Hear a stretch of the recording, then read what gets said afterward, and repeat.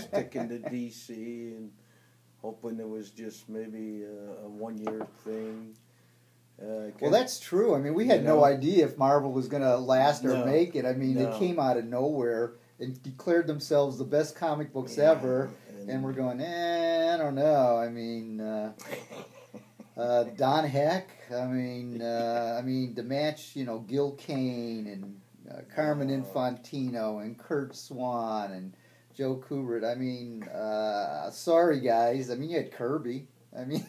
But he couldn't draw everything. I mean, he tried. They just made it too interesting.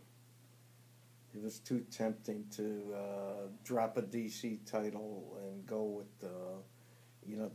with the sales, the splash on the covers. This is the greatest issue of the greatest one of the Fantastic Four.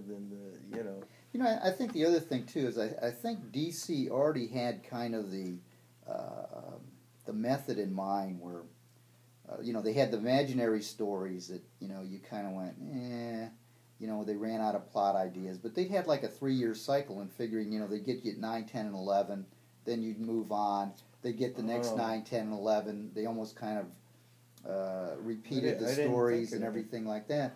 Where Marvel, when they didn't do imaginary tales. I mean, they were all over the place with crossovers and everybody appearing. I mean, they had a limited amount of titles, so it wasn't like at DC where you had Superman and Schwartz had his kind of family, and then you had another Weisenberg and his, and they didn't really cross over and communicate much. I mean, and you had Superman with all those titles and.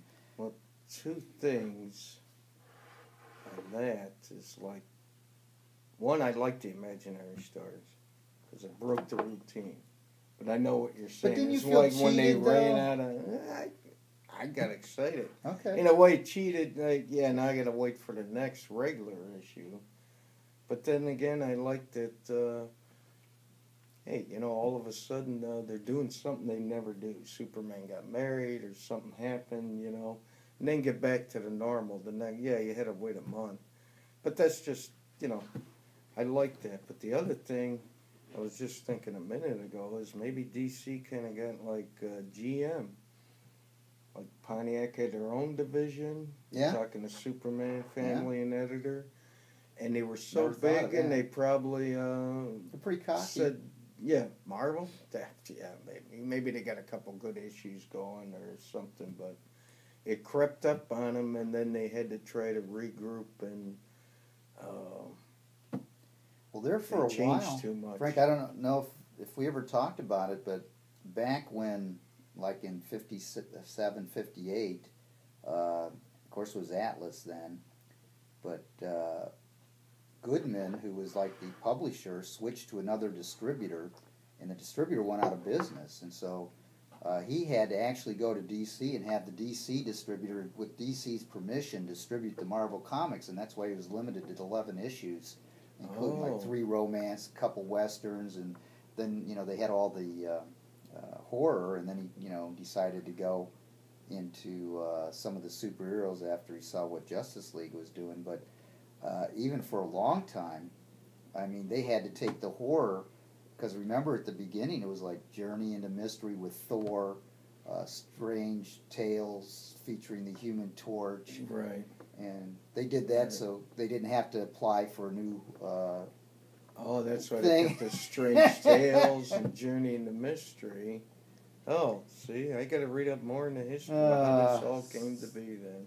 So they were kind of restricted, and I'm sure, like to your point, DC never thought in a million years that Marvel would challenge. I mean, they were at such a low rung, they had to crawl to DC just to get.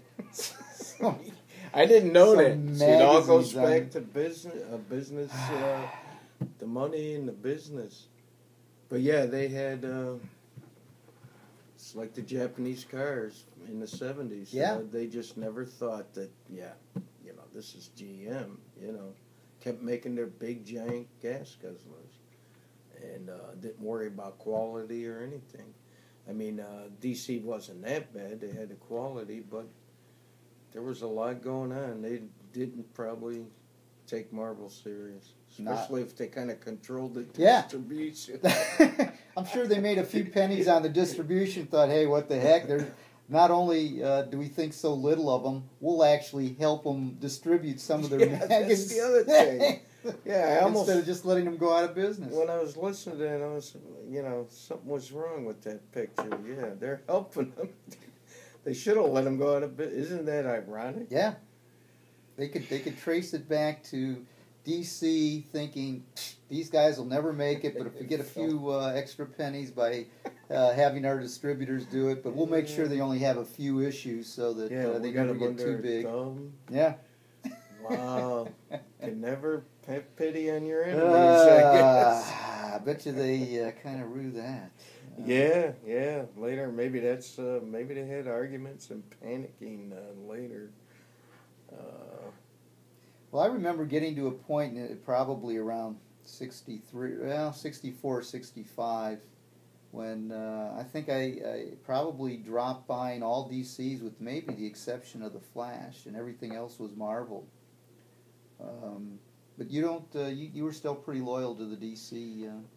I bet you it was around 50-50. Because you remember when Detective and Batman and all of a sudden Bob Kane could draw. Well, Bob Kane never drew. That was the thing. He ghosted it, and finally they said, "No, let's have Carmen Infantino come in and take over this." But do you remember there was a few issues where all of a sudden it was Bob Kane and it was good art.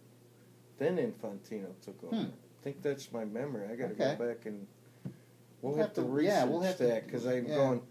Stay tuned. We're going to get back with that. Yeah, because that's my memory. Of course, 45, 47 years. But I remember thinking, what was he doing? Was he just lazy for 20 years? All of a sudden things are cleaner and, everything went together.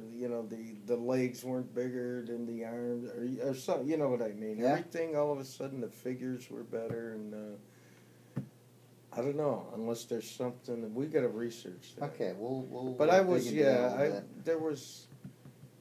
I think I was buying more Marvels. Maybe I got to be 60 Marvel, 60% and 40 DC.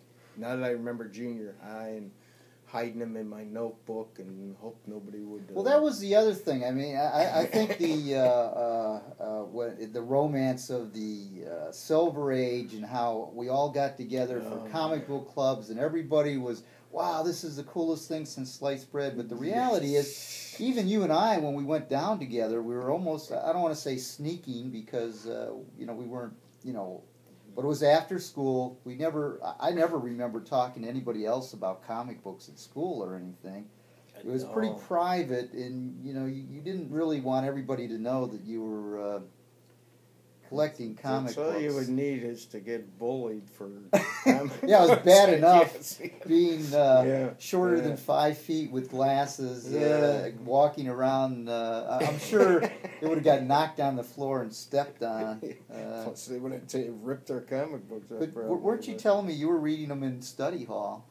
I would put them in, you had your notebook that you took notes, with your paper, and I would hide them in there. And I'd be reading them, but study hall, I'd have to pick a table so there wasn't anybody around, and so I could read them and study. I remember reading some Mystery in Spaces, some Marvels. Did anybody know that's what you had? No, nobody knew I had comic books. I mean, it'd be like hiding a Playboy or something. I'd hide the comic books. That would have really gotten you in trouble back then. But then this is 7th, 8th, and what was it, 8th or 9th, when the Batman TV show, they really did it. So you had to really sneak around, get a brown bag with your comic books when you left the store. I believe it was 66, and I think that was probably the last time. I think that killed it for me, because everybody was talking about comic books, and it was in a derisive manner. Everybody was kind of, it was camp. It was a joke. certainly not like it is now, where people actually, or their Oh my God. plots are being used for movies, $250 million budgets, and Big Bang Theory, the TV show. They're in the comic book store every other. They were in the first couple of years, and no, it was. what is it? 3 or 4 out of the top 10 grossing movies of all time are superheroes. Oh my God! Would it never? Never in a million years think that The Spider-Man abuse and would the be. shame we had to feel for. That's the other thing. Other kids are going to dances. It's junior high, and just still. Well, we weren't exactly, staying at home just reading comic books. No, but it was like something that is almost like. I guess it'd be like a ninth grade girl still playing with Barbies or something. I got you. Well, you certainly wouldn't want the girls, if you were dating, if they asked you, "Hey, what's your hobby?" Comic books would not be top of mind. No, that'd be a little more macho than that. Yeah, as my wife would say, that's nerd with a capital N. That's a good way to put it. I don't think that's. Hey, the other thing you're telling me the other day, and I was looking at the baseball cards you had. And I stopped buying baseball cards when I had to buy comic books. When I say had to, I'm trying to think of what my allowance was back then. It certainly wasn't more than 50 cents. It's probably a quarter, which gave